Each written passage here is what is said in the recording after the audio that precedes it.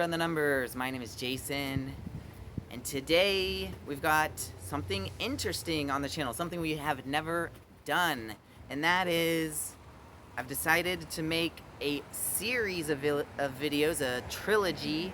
So I want to do this one here as part 1. We'll continue on into doing part 2 and then part 3, and this is all so that we can have kind of a longer discussion, have a lot of different ideas brought up regarding what to do when your accounts are frozen.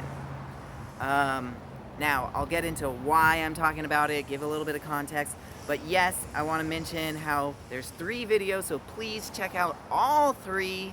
I want to go in, at least for the first 2, part 1, part 2, to go over a bunch of different ideas as to what to do. Maybe part 3, I'm leaning towards, my thought here, plan here, is part 3 can be more of, what can we learn for the future and, going forward. What are the ways to kind of avoid a lot of the pain, a lot of the kind of fiasco involved with having your accounts frozen. So kind of the how to go about preventative measures to all the pain that you could go through that's involved with your accounts frozen. Okay, so now that that little overview is being done, I should also mention this video is part of the warm-up series.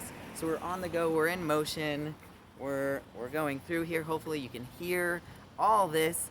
So with that covered, intro being done, let's maybe talk a little bit about why we're talking about frozen accounts and what to do with frozen accounts. Well, the context here is that I most recently made a video that seemed to get a lot of people talking, at least to me. Not too many people watch my videos, but the few that do have asked me to follow up, and they've basically said, look, you gave an update about Yotta Bank.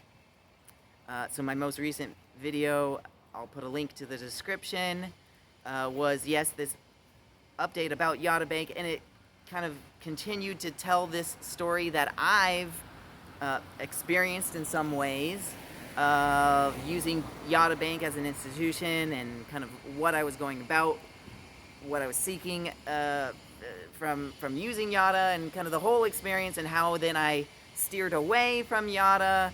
That whole thing, well documented. Please watch the other videos on this channel to go through it. But I made a video the most recently where, in fact, I said that there's kind of something of a troubled chapter that's currently taking place that and in fact looks to continue on ahead for Yotta, and that involves Yotta accounts being frozen. Okay, so I'm not gonna have that video spur and dovetail into other areas of how that all came to be, other areas that are kind of more cause of what was the cause there. Again, there's a whole lot of videos already kind of diving into that. I'm gonna maybe take a step here now in this kind of trilogy of the videos. This is part 1 of them, to just simply move forward to say, okay, now what? Now what do you do? Your accounts are frozen, you're going through some tough times. And again, this might not be because you're directly affected from Yotta or other institutions that seem to be frozen, banking solutions that seem to be frozen because of all the issues with all that mess.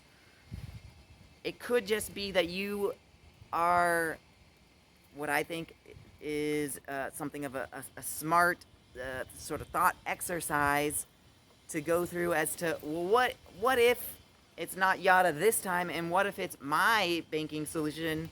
Because again, it could be one that you're it could be because you're thinking, oh, well, that was over there, that was Yotta, that's not me. So what if you then put your thinking cap on, and now you're thinking, okay, well, what if it though is me because of some other solution? At any point, this kind of just shows you as to it could happen at any point, and it's all unexpected. So this is more just to the larger picture, again, thinking through what happens if your accounts get frozen. All right, so I want to maybe just give one idea. Again, this is part 1. There's going to be many other ideas in part 2, maybe even in part 3. But I want to maybe just say how it is very helpful to first understand the complete picture that you have for what are your expenses that you're now needing to carry through. You know, life continues, life moves on, even though your accounts are frozen. What's not frozen are all the bills you need to pay. So yes, understanding what are your liabilities, and at the same time, it is also helpful to understand what are your assets, what are the resources at your disposal, that then you can start to think through, how to use those resources, how to use the assets to kind of get you out of something of what I would hope is um, a temporary jam, a temporary issue you might be having. Okay, so going through and understanding your assets and your liabilities is very helpful in general. Fiasco or not, it's helpful to do that. But it's especially helpful to understand in this situation of having accounts frozen in certain areas. It's helpful to understand it with this particular. My whole equipment is getting a little bit crazy jammed up here because I'm going around some tree roots that are especially bumpy. Okay, so now we're back, hopefully, just for me to just give a quick little thought as to how it's helpful to understand your assets, your liabilities, and yes, have a particular lens as you investigate, as you keep organized, what are these assets, what are these liabilities, and sort of have this thought as to, well, what's the least amount of pain I can go through if I'm understanding my exact liabilities and what basically the what if I don't pay, what kind of penalties, what kind of late fees, what kind of damage to, if it's your credit, all these different things. It's not wonderful to think through this, and you don't want to go through this with the plan that you're going to be experiencing these pains, but it's helpful just simply to know what happens. Okay, so if I miss a couple payments, or if I do this where I pull money from this area and then I get hit by various fees because of, say you're actually identifying your assets and you're understanding you have various accounts, but they happen to have minimum balance requirements. That's great. Those are in the asset column, and it's helpful to know those are possible resources that you can use.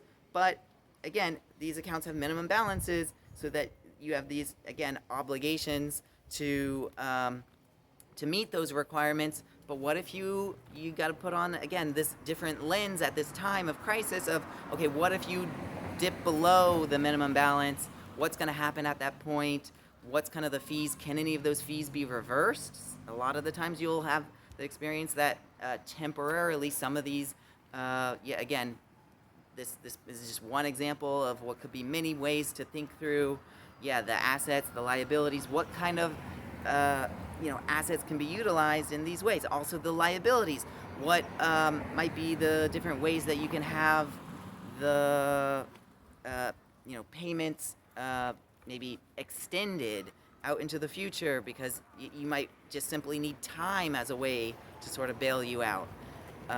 What could be, if there's various penalties, what could be some different forgivenesses, because this is an extreme event. It's not that you don't have the money, it's that you have it, it's just you're unable to use the money, that kind of thing. So you have a very unique situation, and there could be some understanding if you maybe reach out to some of the say your landlord or whatever the institution that may be that you need to work with.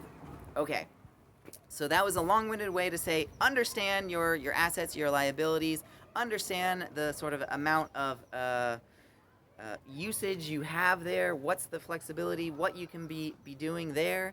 That's just my quick, again, more of just kind of an overview, one idea. We'll go into a lot more. Please watch part 2. Please watch part 3. We're going to go through some more ideas, some more things to think about on this topic of frozen accounts. I'm I'm gonna leave you there.